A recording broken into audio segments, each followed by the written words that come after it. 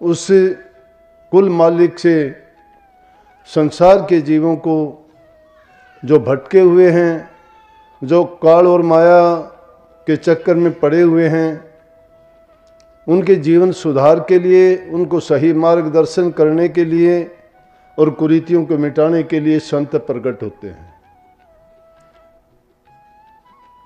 कुल मालिक उनको अपनी शक्ति देके इंसान के रूप में इस धरा पर इसलिए भेजते हैं ताकि वो उन दुखी जीवों को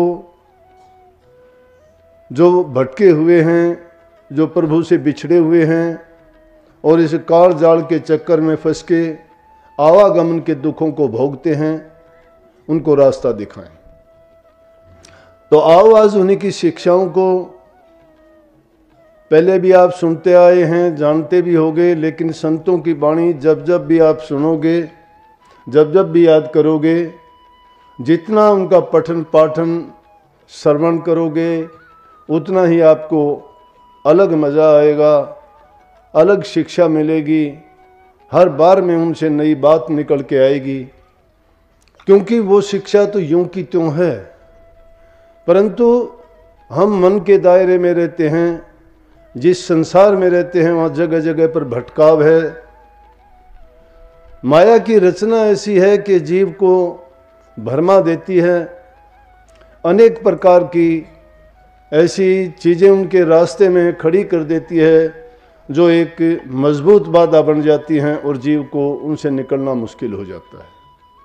जब ये जीव बार बार भटकता है, इसीलिए संतों ने इस हालत को देख के, कबीर साहब ने तो इतना तक कहा कि दर्शन कीजिए गुरों के दिन में कई कई बार, आसो जो के मी जो बहुत करें उपकार।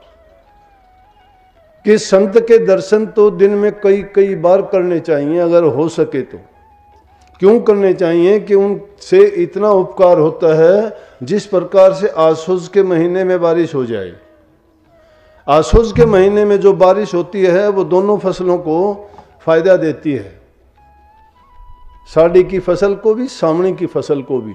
दो ही फसल बोई जाती हैं, तो उनको कहता है कि अगर उस समय में जो बारिश हो जाती है तो दोनों फसलों को जो 12 महीने में होती हैं उनको बहुत लाभ होता है। इसी प्रकार से अगर संतों के दर्शन दिन में कई कई बार किए जाएं तो हमें बहुत लाभ देते हैं। इसलिए मैं कहता हूँ संतों की वाणी तो जब भी एकांत में होते हो, जब भी आप कहीं कोई काम कर रहे होते हो, या जब भी कोई ऐसी आपके सामने समस्या आती है या कोई घटना ऐसी घटित होती है जिसके कारण विचलित हो जाते हो, मन भटक जाता है, तो संतों की वाणी का श्रवण किया करो। आपके लिए उसी वक्त कोई ना कोई रास्ता निकल आएगा। आपकी समस्या देखते ही देखते अपने आप सुलझ जाएगी। कितनी बातें रोजाना की सुनते हैं, कोई आके मुझे कहता है कि जी मेरा ये काम था, आपकी बड़ी दया हुई कि वो काम होने वाला नहीं था लेकिन हो गया। क्यों हुआ?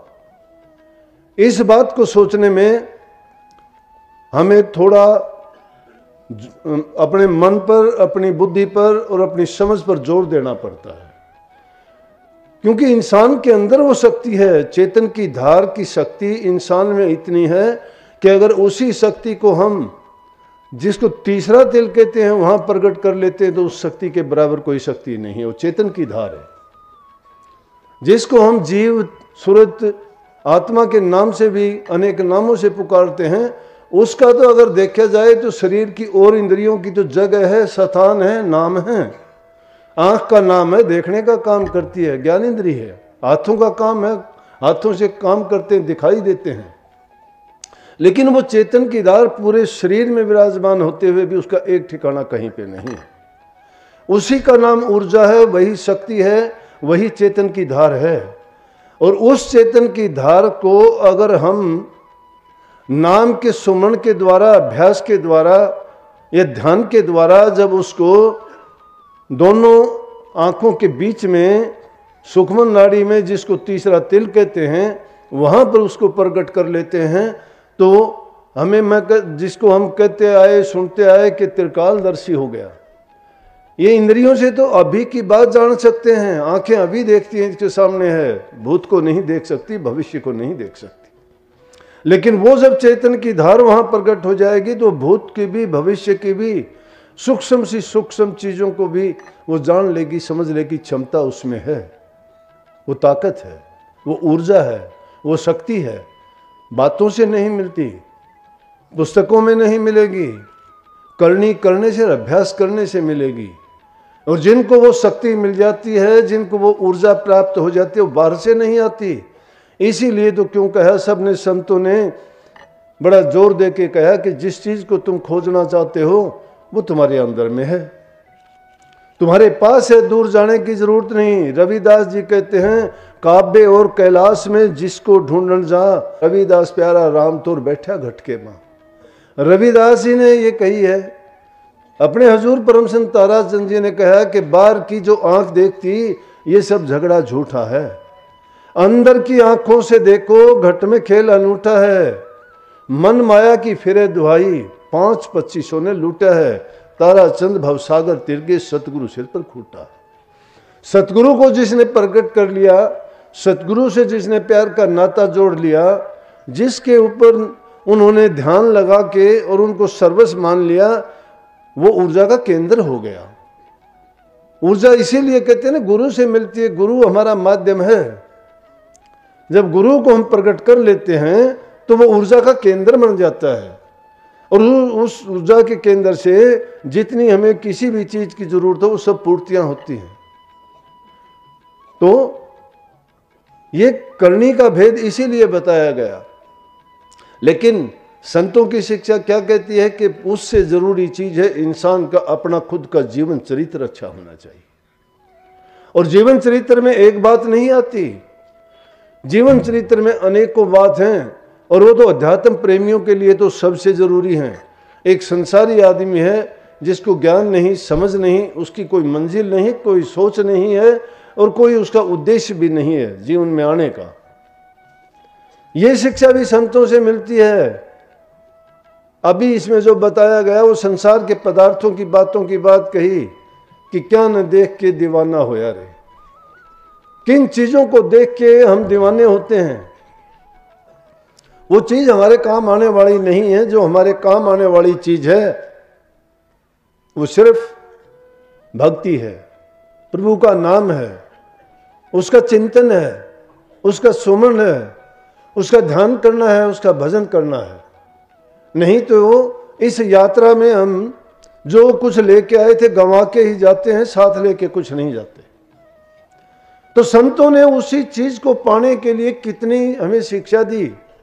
कहीं हम जाति पाति के चक्कर में फंस गए। रविदास जी नीची जाति के थे, नीची जाति के थे, कारण कई बताते हैं। ग्रंथ हमारे कहते हैं, महापुरुषों ने भी फरमाया है कि ये जीव अपने कर्म का फल पाता है, जैसा कर्म करता है वैसा ही इसको फल भोगना पड़ता है। कहीं उन बातों को मिथ्या कह दिया गया, कहीं सत्य कह दिया गया। ग्रंथों में किसी ने जो ग्रंथ की रचना की उन पर हम कितना विश्वास करते हैं, लेकिन जहाँ कहीं भी संतों की कोई बात जो हमारे विश्वास को दृढ़ करती है उसको सत्य ही मानना चाहिए। जो हमारे विचारों में खलबली पैदा कर दे, हमें भ्रम में डाल दे, उन बातों को मिथ्या ही जानना चाहिए। क्योंकि भक्ति हमेशा श्रद्धा विश्वास की है। जिसका श्रद्धा नहीं, विश्वास नहीं है, भक्ति में वो कामयाब नहीं हो सकता। रविदास जी ने क्या कहा? रविदास जी के कहते हैं जन्म से पहले कि नीची जाति में पैदा होने का कारण ये था, गुरु रामानंद जी के शिष्य थे पहले जन्म में भी। पहले जन्म में शिष्य थे तो उनको भिक्षा के लिए रोजाना भेजते थे कि भिक्षा लेके आओ। अब भिक्षुक लोग, सेवक लोग या शिष्य जो होते थे वो गृहस्थियों से जाके उनसे भिक्षा लेके आते थे, और उस भिक्षा को लेके जो भी आश्रम होते थे या डेरे होते थे या गुरु के स्थान होते थे, उनमें जो भोजन प्रसाद पकाया जाता था उस भिक्षा से होता था। तो कहते हैं एक बार ऐसा समय वो घर घर में जाके लेते थे, एक घर से नहीं लेते थे। कहते हैं एक दिन बारिश का टाइम था, रविदास जी जब भिक्षा लेने के लिए गए, वो गली में जब गए, निकलते ही थोड़ी दूरी पर एक किसी साहूकार का घर था, उस घर के सामने फिसल के गिर गए। उनके घर के जो आदमी थे उसको उठा के अंदर लेके गए, उनको पता था भिक्षा के लिए आते हैं, तो उनको कहने, लेकिन वो आदमी अच्छे नहीं थे। अब देखो, हमें शिक्षा साथ की साथ मिलती है, ये बात अकेली ना मानो कि इंसान जैसा अन्न खाता है वैसा मन हो जाता है। अन्न का दोष बहुत बुरा है। अन्न अगर हमने शुद्ध नहीं खाया है या अन्न जैसा खाया है वैसे ही हमारे विचार ख्यालात हो जाएंगे। अन्नमय कोश जिसका बिगड़ गया उसका जीवन बिगड़ जाता है। अन्नमय कोश जिसका शुद्ध है उसके सारे विचार भी शुद्ध हो जाएंगे। जिनको हेरा फेरी का, लूट खसूट का, रिश्वतखोरी का, ठगा बग्गी का खाने का होता है, मैं कहता हूँ सारी जिंदगी भीख मांगता फिरता है, उसका कभी पेट नहीं भरता है।